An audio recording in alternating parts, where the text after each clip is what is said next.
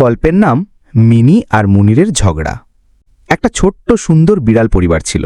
Mini স্ত্রী বিড়াল, মুনির স্বামী বিড়াল, আর তাদের একেবারে ফুটফুটে বাচ্চা মিউ। সকালে রান্নাঘরে তাড়াহুড়ো চলছে।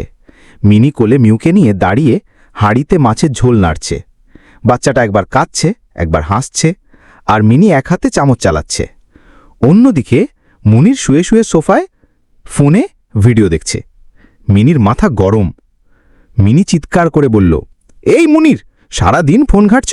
আমি এখানে কোলে বাচ্চা নিয়ে রান্না করছি, তুমি একটু সাহায্যও করছো না? মুনির হাই তুলে বলল, আরে বাচ্চাটাকে তো তুমিই সামলাচ্ছ, আমি আর কি করব? মুনিরও তর্কে নেমে পড়ল, আমি তো বাইরে মাছ ধরতে যাই, সেটা কি কম পরিশ্রম? মিনি হাত কোমরে দিয়ে দাঁড়িয়ে বলল, তুমি আজ যদি চুলায় মাছের ঝোল না নাড়ো, কাল আমি তোমার জন্য মাছ ভাজব না। মুনির ফোন নামিয়ে ফেলে তড়িঘড়ি উঠে দাঁড়ালো।